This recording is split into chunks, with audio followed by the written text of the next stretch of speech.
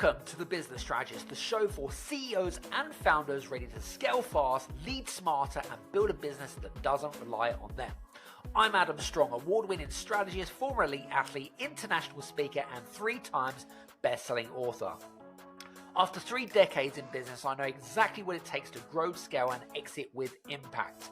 Each week, I dive into real conversations with industry experts, bold entrepreneurs, and clients navigating the uphill struggles of business, giving you the tools and the strategies to create more profit, more freedom, and more impact. Let's get into it. Hey guys, I just wanted to take this opportunity to make you aware of a brand new tool that we've just created called the Exit Readiness Assessment. Now, it is for founders and CEOs that are looking to exit from their business operations. Now, it doesn't matter even if you're not looking to exit right now, I would highly recommend to go and take the assessment straight away. It helps you to identify areas in your business that you need to work on to help you towards that exit strategy. And at the end of it, you get a personalized report on some of the areas that you're doing particularly well in and some of the areas that you need to make some improvements to. Make sure you head over to readytoexit.scoreapp.com. That's readytoexit.scoreapp.com. Enjoy. Some businesses look perfect on paper. They have strong revenue growth. They have a solid team behind them. There's a growing market for their industry. But when it comes to sell, they don't. There are no buyers lining up. There are no deals in the pipeline. And worse, they sell for what there's less than expected.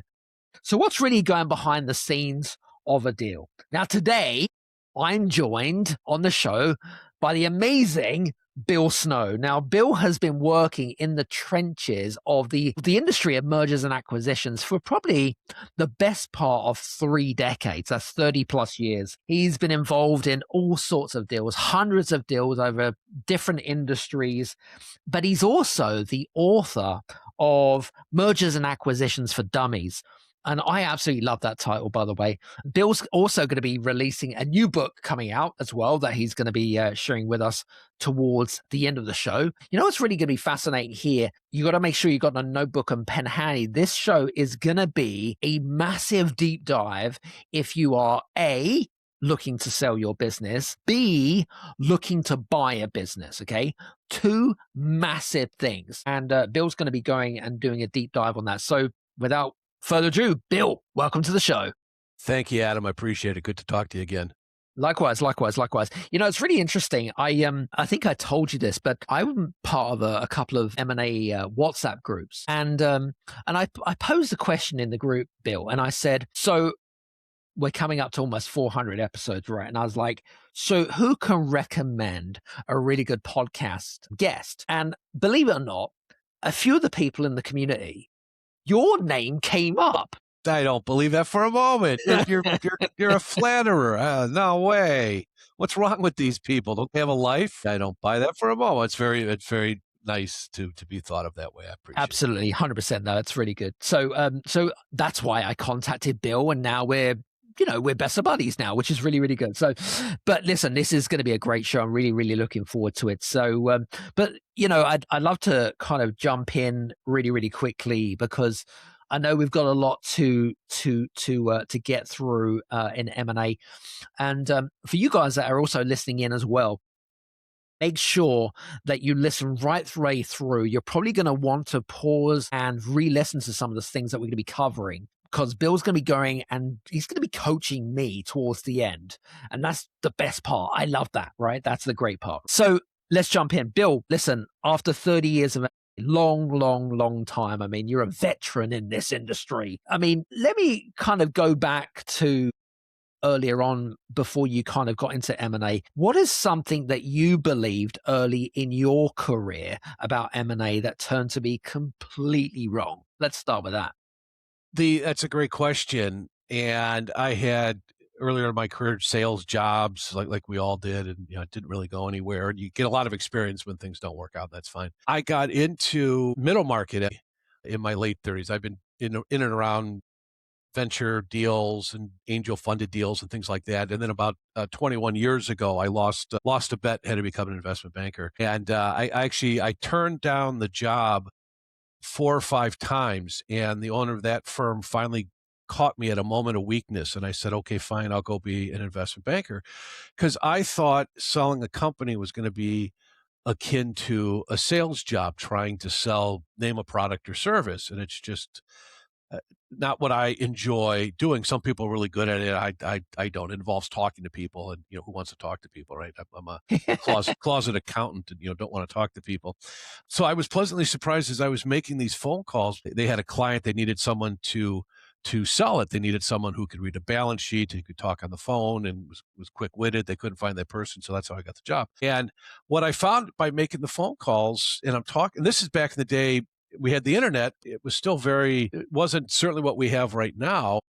And I was surprised people calling back. Yeah, tell me about this. And so I was having conversations, and yeah, we're not interested. And if they weren't interested, well, it's not really a right fit, but we really appreciate you calling, and call us again. It was like a hot knife through butter. And I thought, well, this is something very interesting. And so that was the first thing that I learned about M&A, is that the roles are reversed. And so the sellers quite often have an easier job than the buyers. The buyers have a far more difficult job. And buying a company, we were talking about this before you started recording, buying a company is brain damage work. And so you want me to coach you on how to buy a company. And so I said, make sure you start with a lot of brain cells, because you're going to lose a lot going through the process. Many more buyers are out there than sellers, right? And when you're selling a product, when you're selling a service, you're going to a grocery store, okay, we're out of milk, we're out of coffee, we're out of bread, whatever.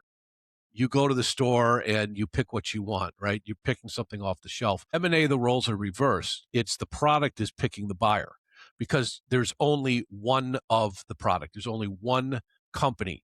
And if you have 5 buyers who are interested and have put bids and want to buy the company, as much as you would like to be able to replicate the company, you only have one company to sell. So in a lot of cases, not always, there's exceptions, and I'm dealing with an exception now, but usually the demand is much greater than the supply. And so when you have the supply, you're usually going to be in really good shape. A couple of things I want to pick up just from what you just said there, just for the benefit of our listeners, by the way, especially us Brits, because there was a question that came up when we met, and you said, oh, I'm an investment banker. So just for clarification, can you distinguish between what an investment banker does in the US and what an investment banker does in the other Western world countries? I'll tell you what an investment banker is not, because it's a terrible term. It's a very fancy sounding term, but it's a very, very poorly described, poorly descriptive term. That's what I'm trying to say. Okay, fine. We do nothing with investments, and we're not a bank. So we call ourselves investment bankers. Fancy word. And you won't hear this, because everybody else who gets into this racket, they're putting on airs, and they want to be fancy, and they want to, they have very impressive bios, and they have their serious pictures, and it's absolutely terrible. None of us really advance past the age of 8. but it really is. I buy and sell companies as an agent for somebody else. So the business owner, somebody wants to retire, or a couple of partners own a business, they want to sell. Retirement is a big reason, but there could be other reasons too. Just tired, we've taken it far enough. I have some other business interests I want to go pursue, so I want to sell this. So we will sell that company, or maybe it's a business unit, maybe it's a division, something like that. So we will do that. That's the gold standard. That's the Cadillac, or I guess to you Brits, it's what's the top? It's a Rolls Royce over there, or it's a Range Rover, or whatever your Vauxhall, or whatever your cars are. Do you still sell that car with 3 wheels? Because you guys couldn't afford 4 wheels, I guess.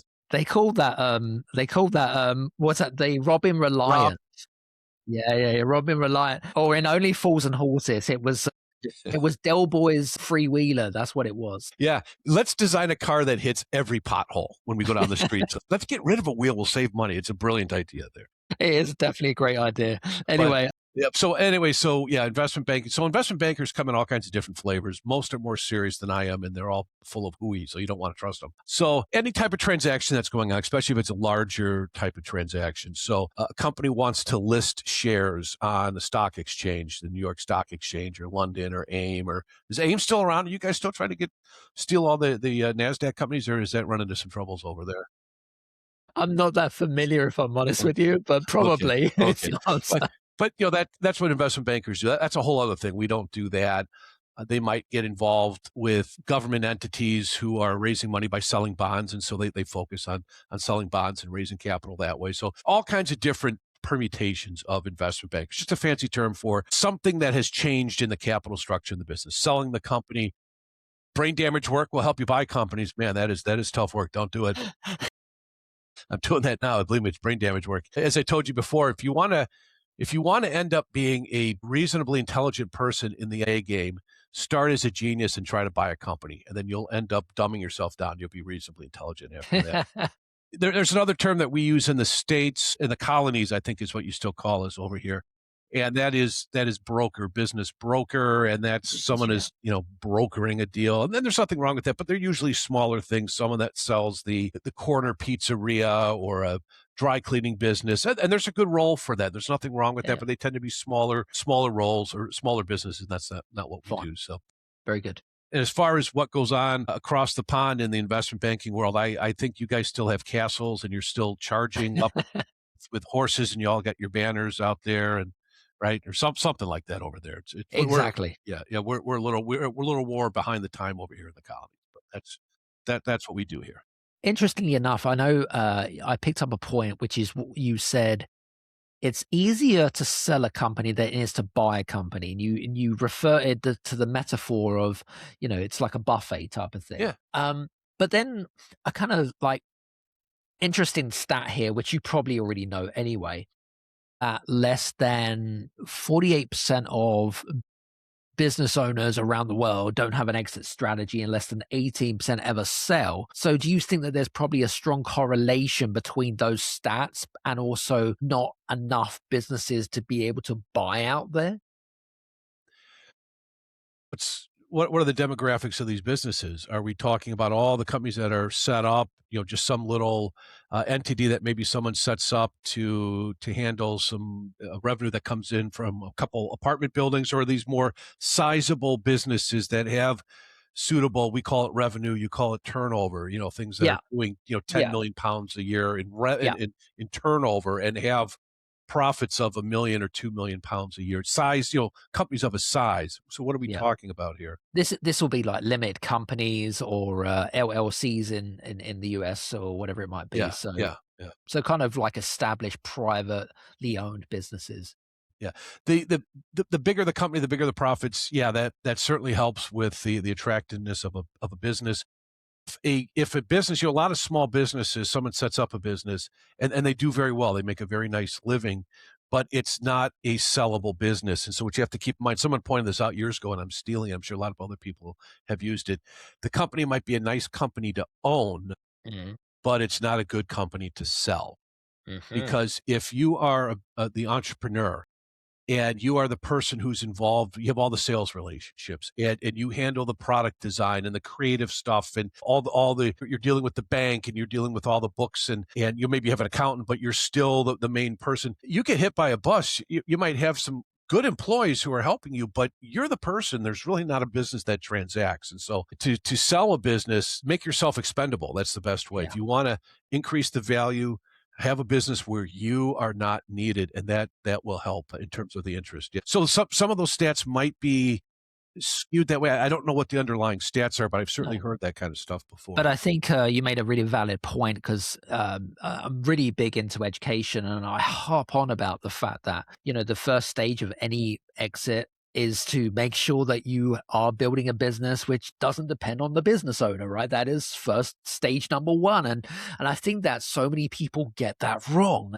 Do you generally find that that's generally seen as a general belief system that people believe that when you mention the word sell or to exit, more specifically, people believe, oh, I'm going to sell my company and that's the end of it. But actually, generally, They Yeah, some get it. I mean, you have some people who maybe have been through the process before, Yes.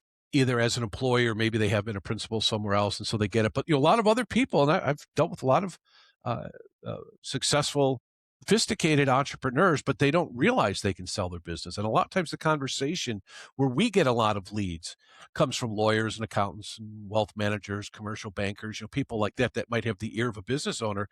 And quite often the conversation, not always, of course, but quite often a conversation is something like, I don't know what to do. I'm a little bit older. The wife is tired of the winters. We have that place down in Florida. We're spending more time down there where it's nice and warm. And, the kids have doing their thing. And nobody wants to, my son is doing something else, and the daughter's a lawyer somewhere. They're not interested in dad's business. I don't know what to do. And then that person, that lawyer, that accountant, some trusted advisor who's also probably become a personal friend says, well, you can sell the business. And they say, sell the business? Who the heck would buy it? How do I do that? Well, the first thing you do is you hire an investment banker. No, no, no, no. Look, we don't want to do anything with investments, and we don't want a bank. No, no, no. They call themselves investment bankers, but they're just a fancy term for people who I will sell your company. Okay, do you know any of those? Yeah, I got a couple. So that's what I want to do. That's the gambit that I try to play. So I have a network of different advisors that I stay in touch with and do things for them instead of just asking. Nobody likes an asker. And I'm hoping that by staying top of mind with people when they have that opportunity or that situation, that my name gets put on a list. And if there's other names, that's fine. There's always going to be competition, but that's what I want. Talk to Bill. And so a lot of times that's where we get our leads. Business owners are not going on Twitter or X, I guess we call it, looking for things. They're not looking for. They don't know what they're looking for. They don't know they can sell the business quite often. They're not looking for. They don't wake up in the morning. You might wake up in the morning and say, "Oh shoot, we're out of dog food and milk and apples. I'll run over to the store."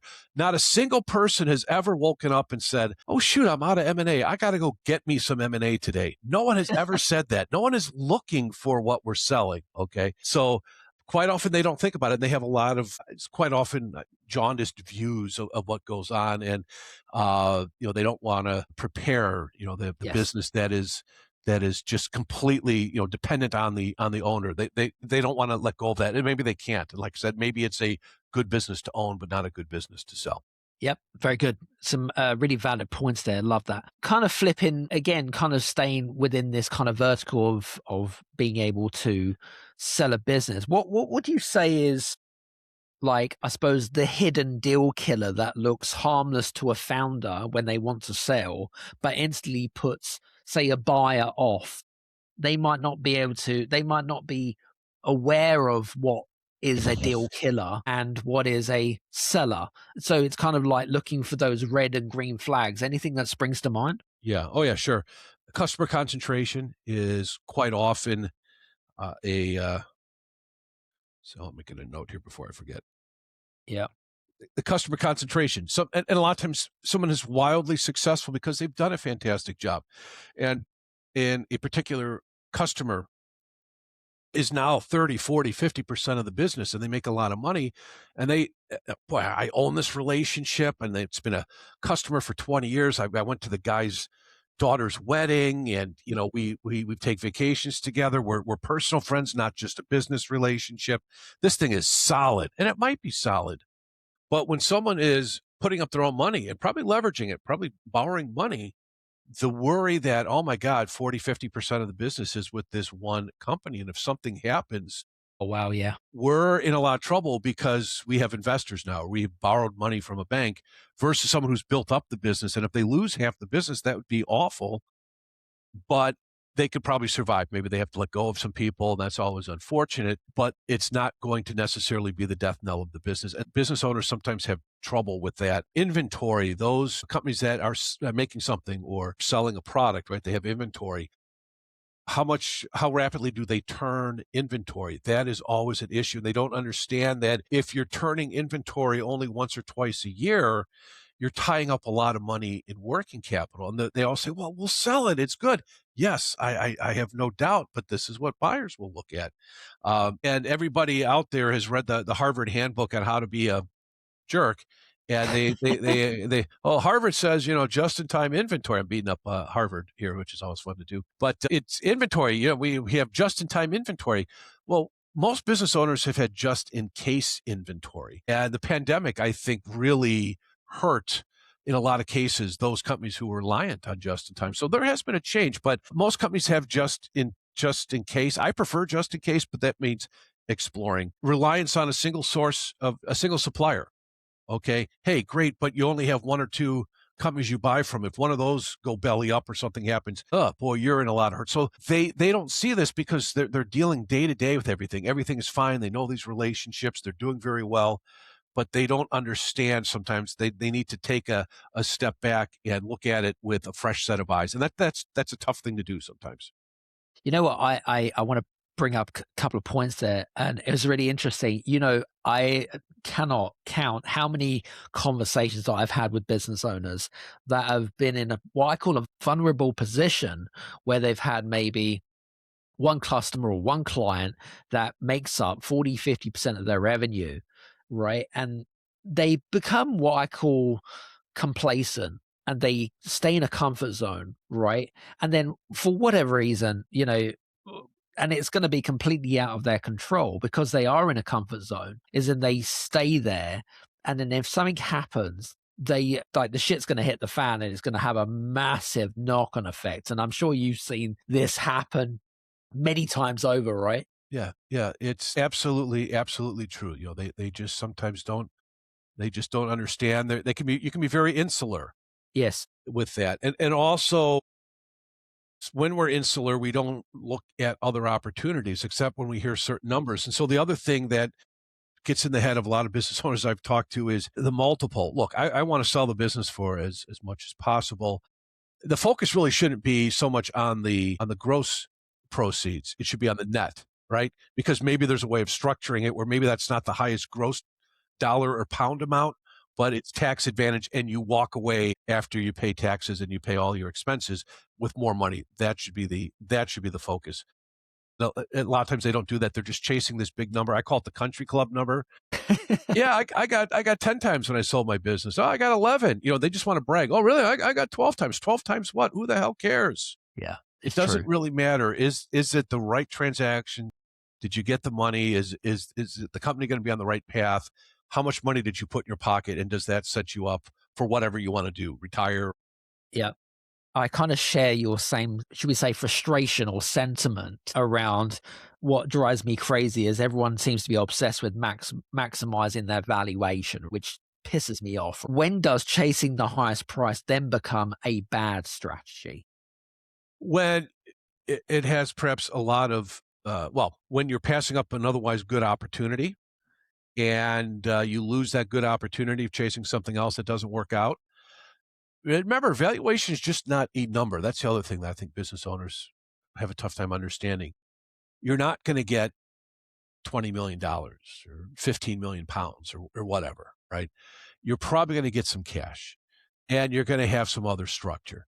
Maybe you're going to have a seller note. You're going to earn some interest and maybe get your money in 5 years. Maybe they want you to roll some equity and have a piece of ownership in the new company, and then maybe they'll sell that or have some sort of put option for you in a few years. Maybe some sort of earn out where they'll buy the company and they want to see a certain amount of revenue or profit, and then we'll pay you more money based on that. So I've had situations where we were getting offers in the low 20s, 22, 23, 24 million, mostly cash, maybe 22 cash and a $2 million note, things like that.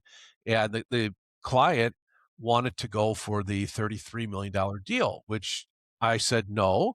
And the lawyer said, no, not a good idea. It was $2 million cash and a $27 million note and some stock, some penny stock in a Canadian company, their version of a penny stock, which was thinly traded, 10,000 shares a day or something insane like that. So you got millions of shares of stock and it's trading at 10,000 a day. You're not going to get out of that position, right? And it didn't work out. The buyer wasn't able to service the debt. The sellers kept getting retraded. Well, instead of the interest payments, here's more worthless stock. It was just it's a real shame. They're great guys and a nice business that they built. That they wanted the big dollar, the big amount. They wanted that stock. They thought that's going to go through the roof, and they should have just taken the.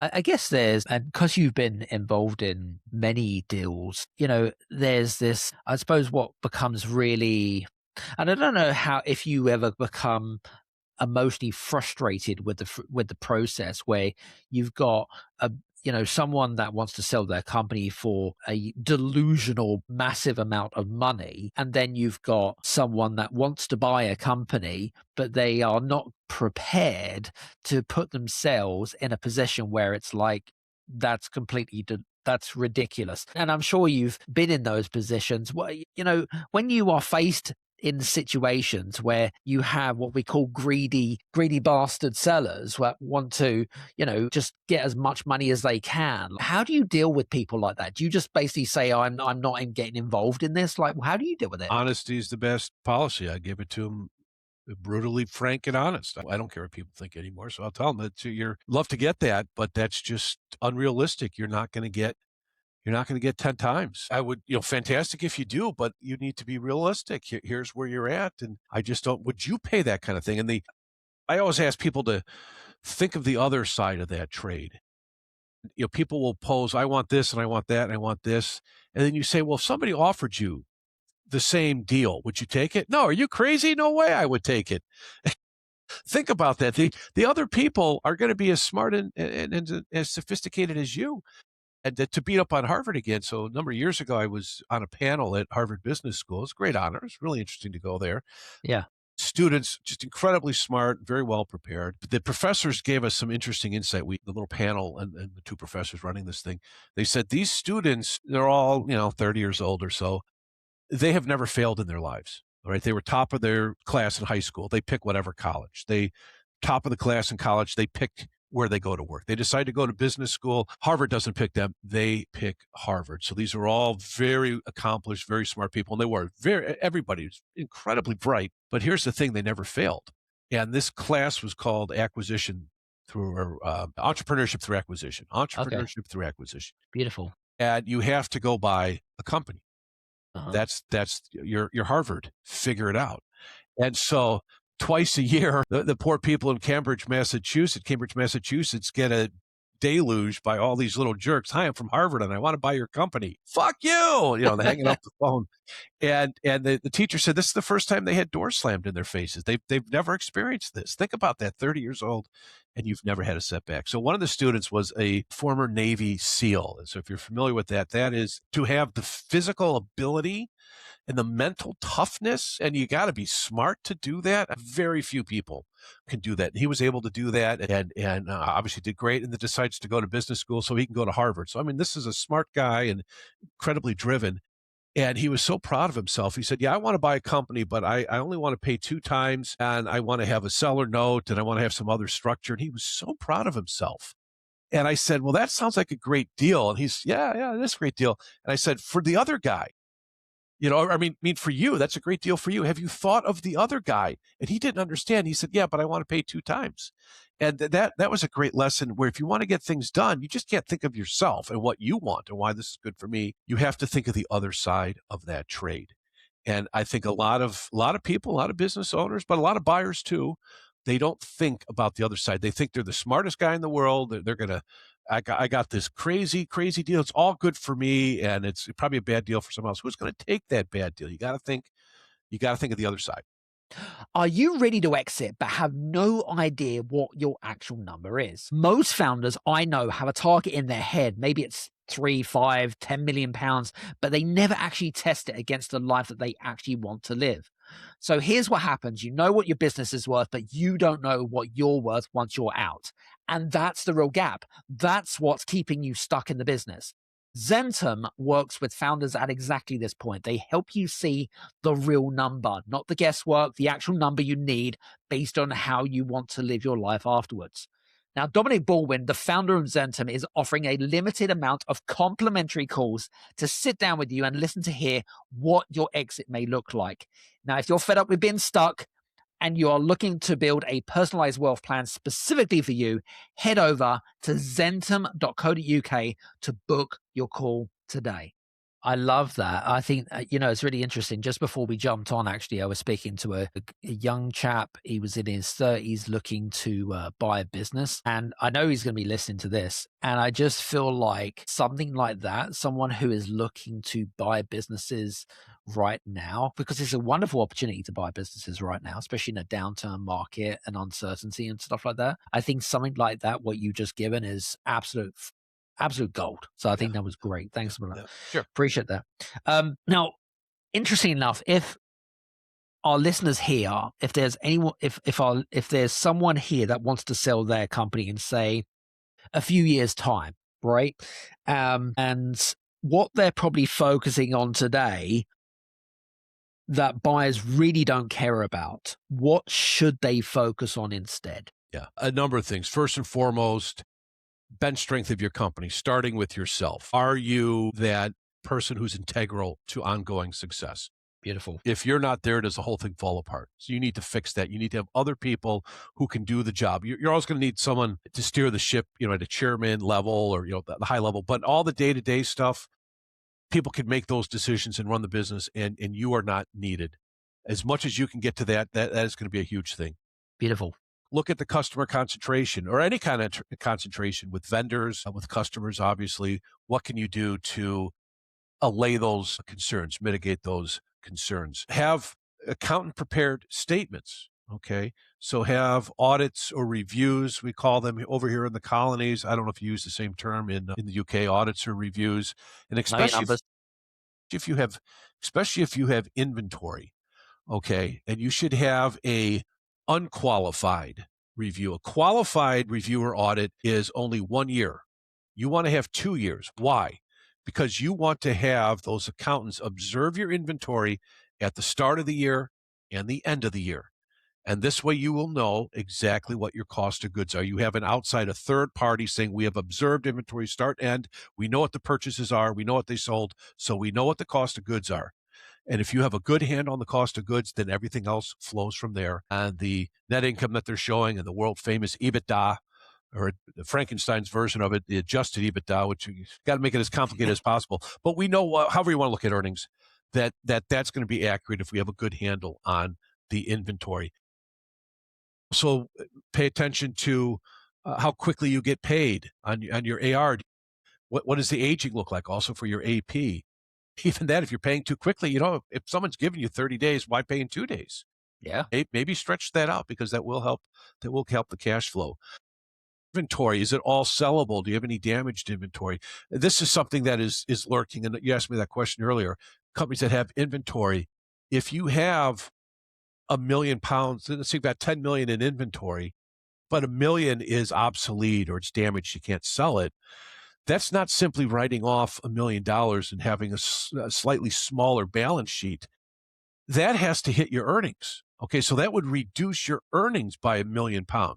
And so if you're selling the business and you're getting a multiple of 5 or 6 or 7 or whatever, that's not a £1 million hit. That's a 5 or 6 or 7 million pound hit. This is enormous. So things like that, and you want to do this ahead of time to be prepared for these sort of issues.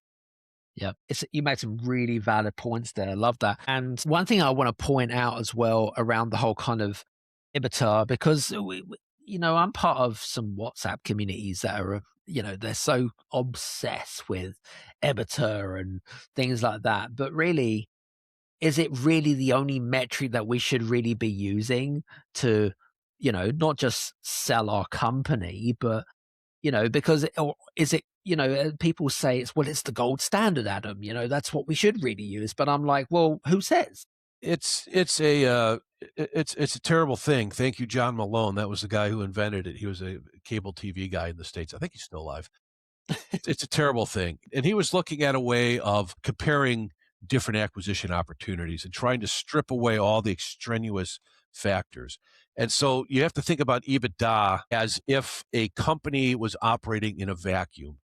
Yes. And it didn't have to pay taxes. It didn't have to borrow money and pay interest, or it wasn't earning interest on its money. It didn't have to buy equipment and depreciate that. It didn't have to make acquisitions and amortize the cost and all that kind of stuff. It was just spitting out the widget. Here's a certain amount of revenue.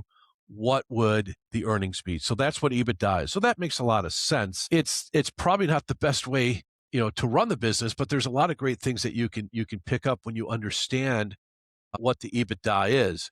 I think more important than that is business owners need to pay attention to the third financial statement. This is going to be a shock to most of you business owners watching this, because I know you look at your profit and loss statement, you look at your balance sheet. We have a third statement that none of you like. It's called the cash flow statement. And I know this because for over 20 years, I have asked business owners, please send me your financials. And I never get the cash flow statement. And it's the first thing I want to look at.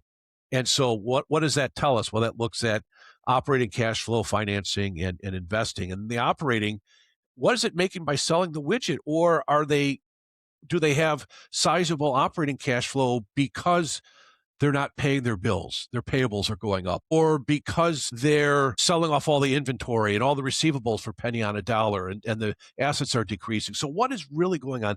These sort of things are vitally important. And I challenge any business owner to take a look at that and start understanding your cash flow statement in addition to EBITDA. EBITDA doesn't show if you've got all kinds of money tied up in inventory. It doesn't show if you're turning inventory only once or twice a year. So it's a good thing to look at, but there's a lot of other things too business owners should be looking at. I love that. Some good. That's a really good point there. Your book, A for Dummies. When I think of M&A for Dummies, I think Homer Simpson, right? If you can write a book for Homer Simpson, then you're doing pretty damn well.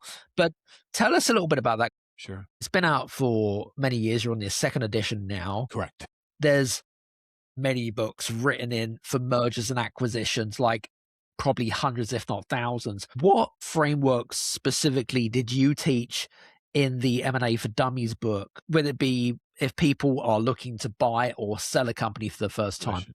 Yeah. Good question. Well, I was not writing it with Homer Simpson in mind. I was thinking of Adam Strong. How could I write this that even Adam Strong would be able to get something out of this? And I think I've succeeded, because now we're talking. So this is happy day for me. Yes. Yes, it does look at both sides of the coin, buying and selling the business, which was kind of a bit of a struggle to figure that out. But I've tried to look at it from both sides, because a lot of people don't understand, even though it's two sides of the same transaction. You have a buyer, you have a seller. Yes. Very different things that are going on. Yeah, exactly. So I tried to tell the story from what I understand: middle market businesses, lower middle market businesses, transacting those businesses, everything from the basic steps, the M&A process, to we get into some little deeper dive into different documents, the indication of interest and the letter of intent, and putting buyers lists together.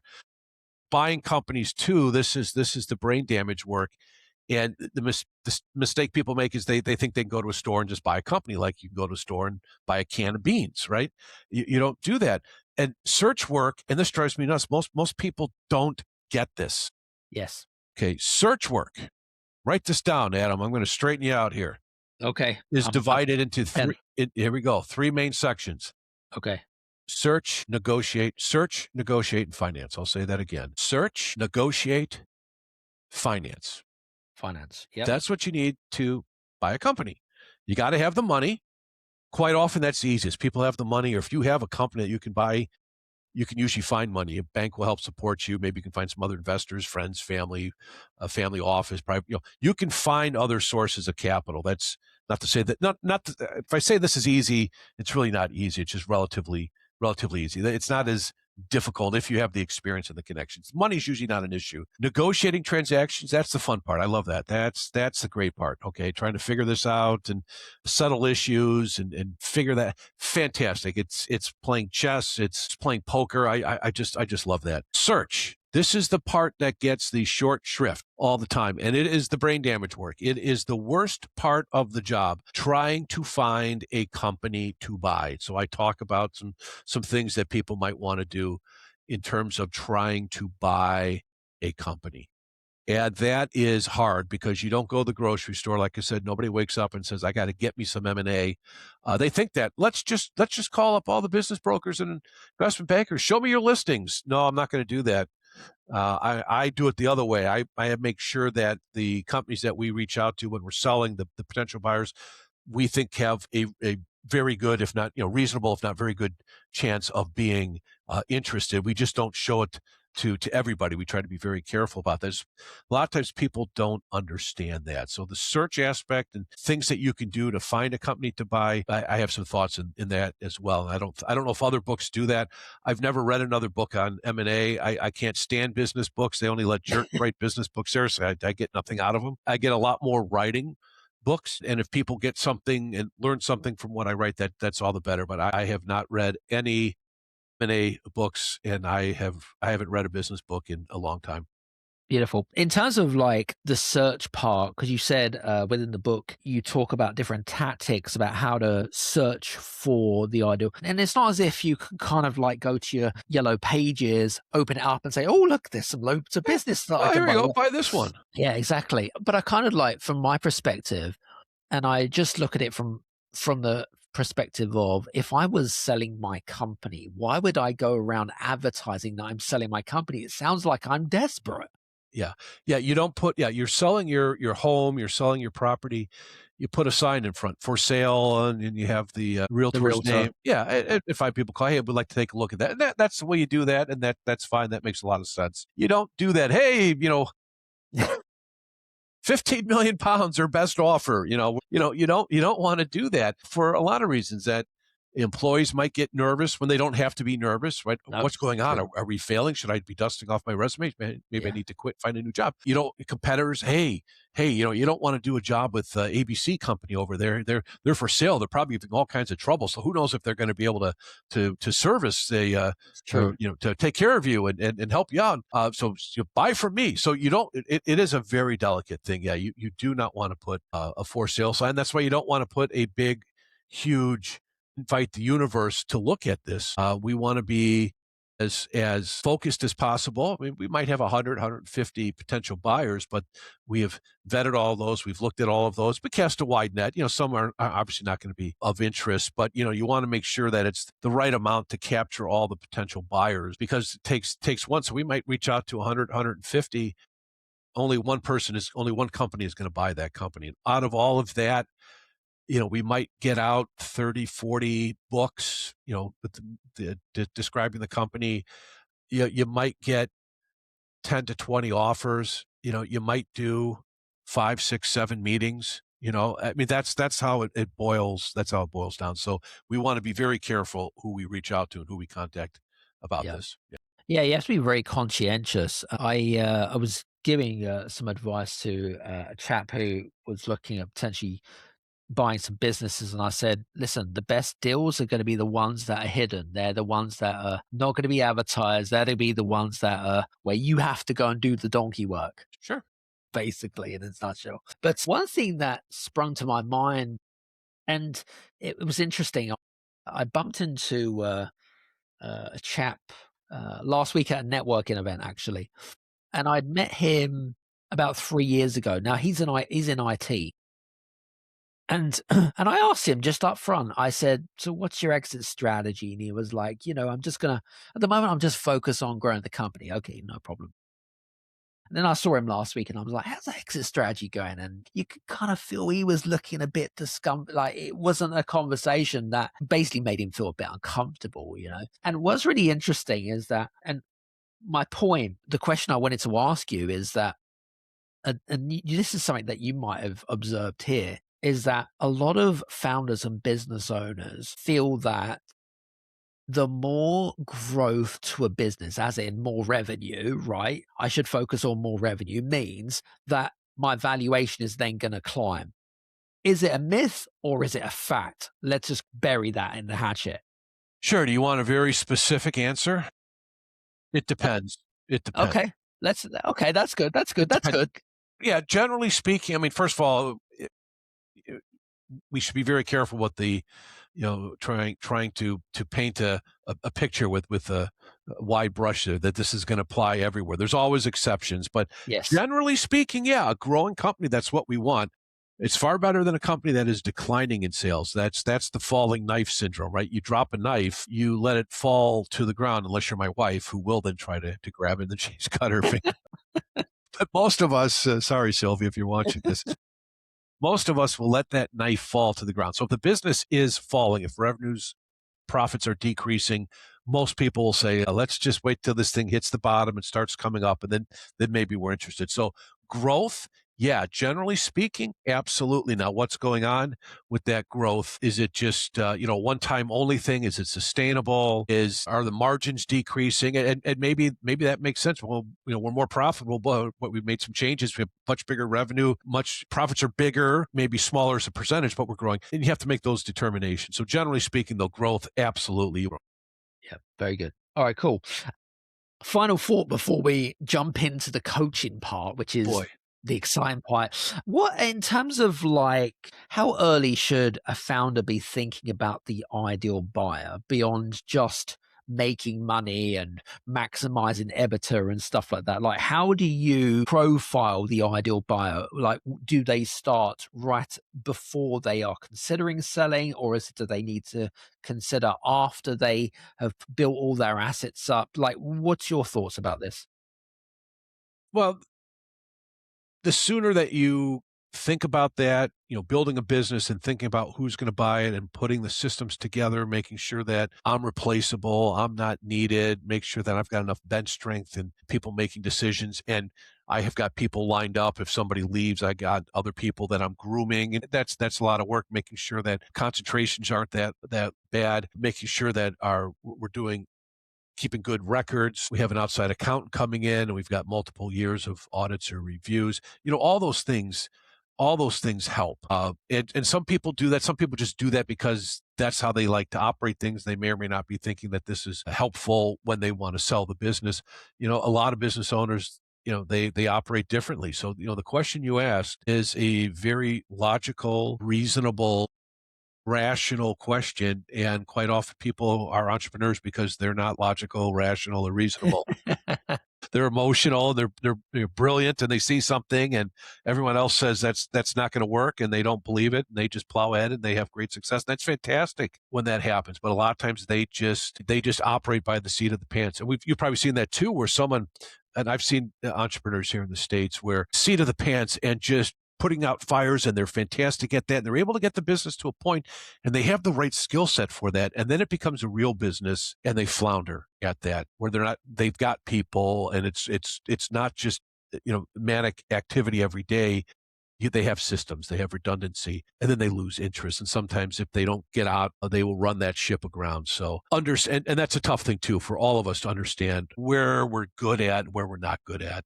It's sad when it happens, but it's easy for us to sit back and criticize that, because it's very, very difficult for someone who's had success to see that maybe I'm not the right person to take the company to the next level.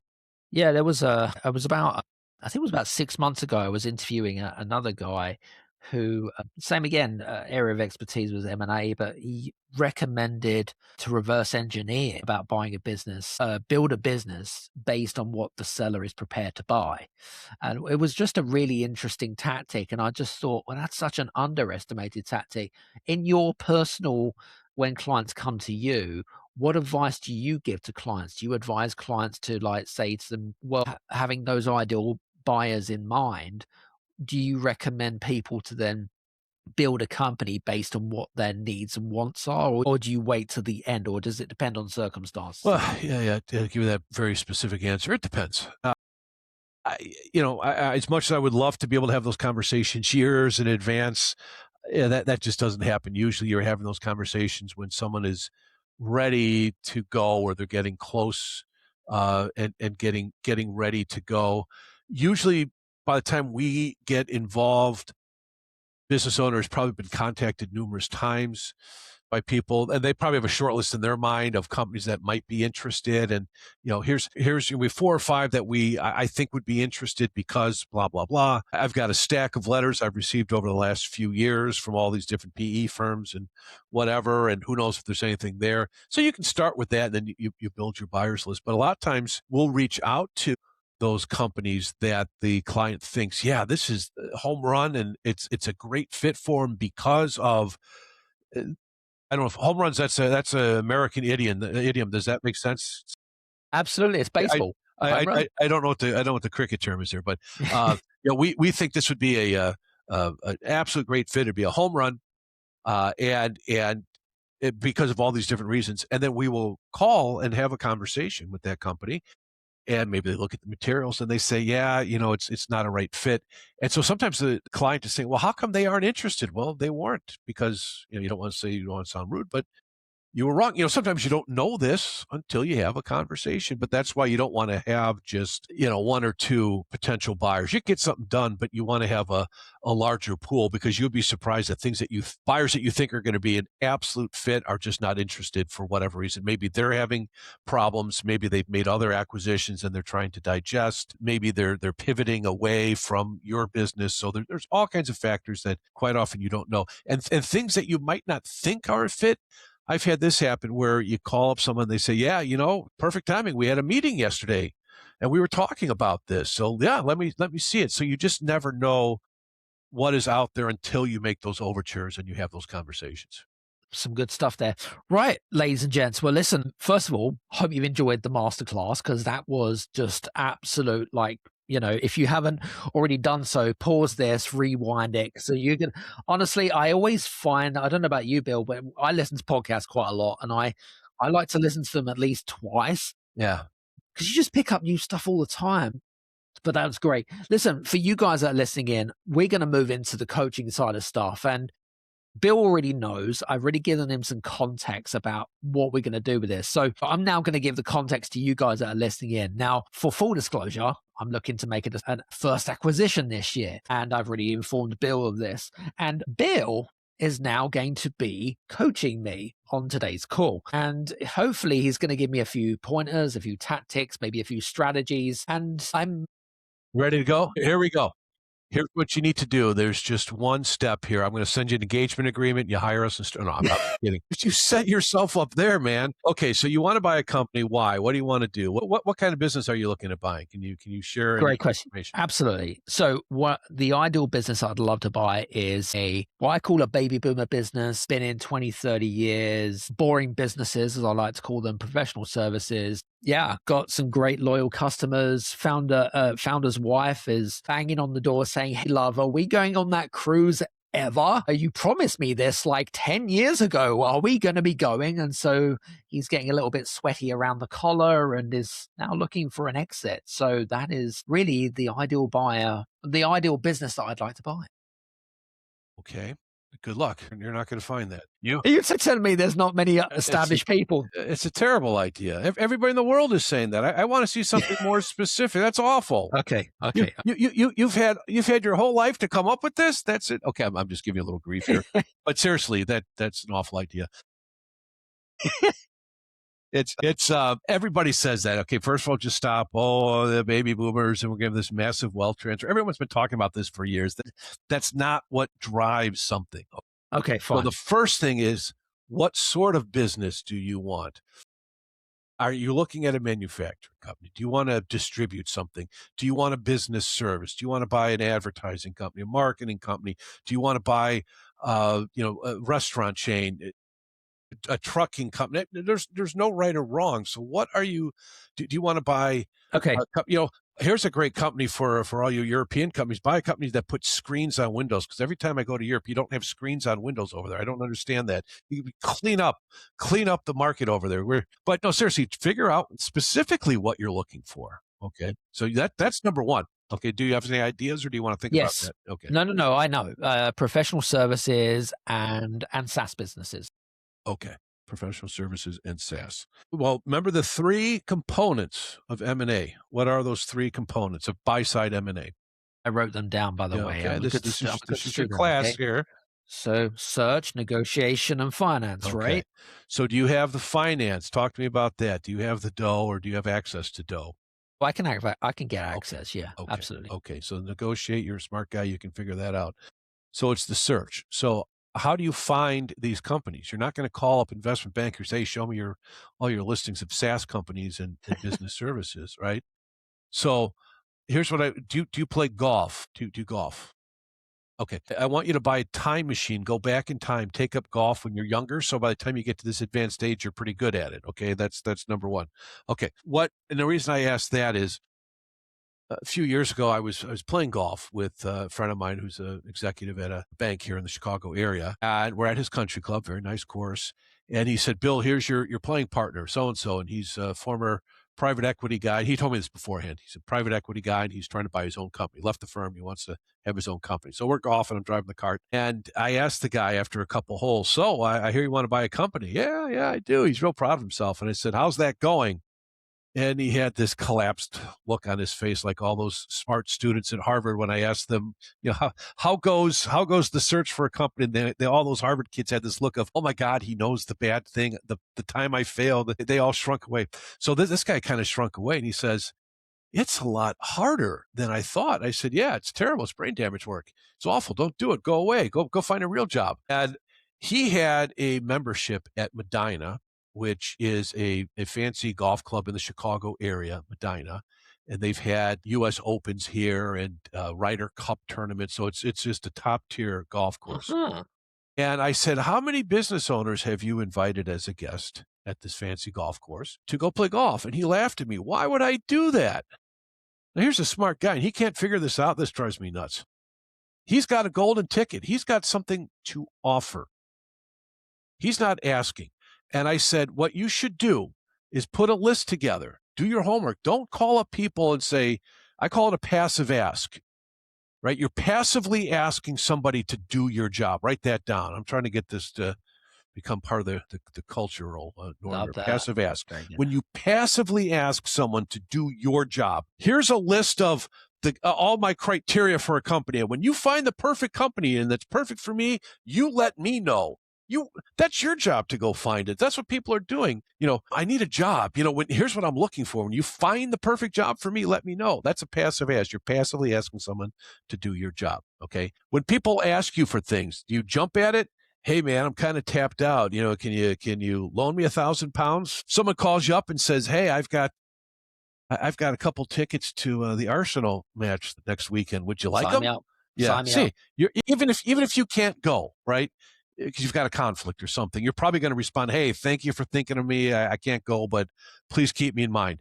You respond to offers. You don't respond to asks. Okay. Think about that, kids. So if you want to buy a company, figure out something you can offer. So that the fancy golf course is an easy one. If you have something that might be of interest to other people, man, you can offer that. So whatever that is, let's just use the golf thing. So I said, you put together a list, 20 companies, do some homework. Do a little effort here, not passively asking people, but not the type of companies, but actual specific companies that you might be interested in buying. And then you have to contact them. You have to get a hold of the owner, which is going to be tough because the owners have a target on their back. Everybody's trying to sell them something, right? They're trying to sell them, bespoke suits and fractional jets and fractional CFOs and CRM systems. And it's just AI up the wazoo today. And it's crypto and all this crap. It's a bunch of, it's the caravan. That's a term my dad had. Every 5 to 10 years, a new caravan of assholes shows up on Wall Street with a can't miss idea. That's all this is. Okay. So business owners have a target on their back. Everyone wants to sell them something. If they don't want to sell them something, they want to sell their company or they want to buy their company. So true. Right? So you got to break through all of that. You've got to find some way of connecting with them. Is that a phone call? Is that sending a physical letter? Don't send an email. I spend half my day deleting email, right? But have an offer in there. If you get a hold of them, you can say, here's my background real quick. I see something in your industry and I have a thesis. I have a thought about this. And I would love to get your idea. You're an expert here. Can I buy you lunch? Hey, do you play golf? Tell you what, I've got a membership at blah, blah, blah. Would you like to go out of as my guest here? And if you can do something to break through all this noise of asking, right? And that's tough. If you put 20 companies on that list, you're not going to get 20 meetings, right? You might get 1 or 2 or 3. And if you flame out, make another list of 20, okay? But you want to have something that you're offering, okay? Offer something, and then you have a conversation with the person, and then you determine how artful you are, because M&A is not science, it's art, right? You want to have conversations with people, get to know them. What are you looking to do? What are you looking to accomplish? You don't want to tell them, here's what I want. Me. Does this fit? No, you want to get them talking about themselves. I like to ask them, what do you want to do when you grow up? Now, that's great when you ask a 70-year-old guy that. What do you want to do when you grow up? They usually kind of befuddles them, and then they laugh. Oh, it's kind of a silly thing to say, and they laugh. And if it works right, they're relaxed and they're Yeah. talking about what they want to do. Well, I'd like to do a round the world trip with the wife or spend more time with the grandkids or golf, or I'd really like to buy a boat and go sailing throughout, buy a big sailboat and go sailing throughout the Caribbean, or whatever their interests are. If you get them talking beyond work, I think you have a much better shot of perhaps having that conversation. Hey, I might be interested. Would you be willing to talk to me about putting together a transaction to acquire your company? So those are some tips. It is not easy. It's a long-term process. You're going to kiss a lot of frogs to get there, but remember, offer something. Stop asking. The whole world is asking. If you can offer something, that increases the odds that the door opens for you. It's really interesting. I got a friend of mine, and he is looking to make his first acquisition of buying a law firm, believe it or not. And his strategy was, I'm going to send out some physical letters, like, that you get in the mail type of thing. And because no fucker sends out physical letters anymore, right? Exactly. It's a great idea. And so he did that, but I think he got out of 100 letters, I think he might have got 2 responses out of 100. Phenomenal. Unfortunately, none of them came about, but then he did it again just because he wanted to see if anything would change. But he did get 3 meetings in the end. I have to catch up with him to see how if he. But it's really interesting. I think what you've added there, which is the extra part, which is how can you bring extra value to the relationship? Which is, hey, let me take you out for lunch or whatever it is. And I think that that's crucial. Something that you can offer. You offer that opens up so many other opportunities. Mm, Because think about your life, and people ask you, God, here's this guy again, mm. asking. It's all about me. When it's genuine, right? Right. An offer is not hire me and I'll do work for you. That's still an ask, right? Yeah. Very true. Very true. Love that. It has to be genuine, and you really have to do that. So if you can do that, that increases, I think, the odds of having those conversations with people, and when you get to know them and they get to know you. Yep. And then advance from there. Does it get in the business? Do you continue to develop the friendship? Is there a friendship there? And do the families get involved, and all that kind of good stuff? So that is always a great tech. It's a longer term. Trying to buy a company is hard. People have to understand that. You have a 45-year-old guy who has his own business, and he's doing really well, and he made 3 million pounds last year, and his health is good, and he jumps out of bed in the morning, he loves it, and wife is happy, and he's got a couple kids, and they're doing fine, and he's got a great life. What could you offer that guy to buy his company? I'm 45. What am I going to do? I love it. I'm making great money, and I love everything about what I do. You couldn't offer that guy enough money. That's the other thing too that people don't understand. So that some people you just can't off because he's not ready, nor should that guy, that hypothetical. Yeah, and I think it's a fine balance between timing, but also the other thing that you could potentially look at is looking for a pain point, or a pain point with, or something that they're frustrated with, that they're not kind of fulfilled. Does that make sense? Sure. Because I think that if you can take someone's pain away, it's like, if you got a bad back and you have to go to the osteopath or the chiropractor, and it's like, what if I could take your pain away and it costs you a few $100s? Would it be worth it? Hell yeah, of course. Well, great. That's a great point, and that's a problem that especially a lot of younger people and older people should know better too. Is they have a solution that looks for a problem, and when you have a solution, I call it a SLAP: solution looking for a problem. That's another Bill Snowism. Solution looking for a problem. That's a tough sell because I don't have a problem. I don't want your solution. If you have a problem, you have the back pain. Yeah, I've got a problem. You have a possible solution. Let's talk about it. Yeah, that Yeah. I'm now interested. Yeah, Yeah. if you can find those pain points. Now, that's a good strategy, but that pain point for someone else might be a pain point for you as well. That maybe you're just inheriting the pain point, but that could be something if you have a solution to a genuine pain point, that could be a very good solution.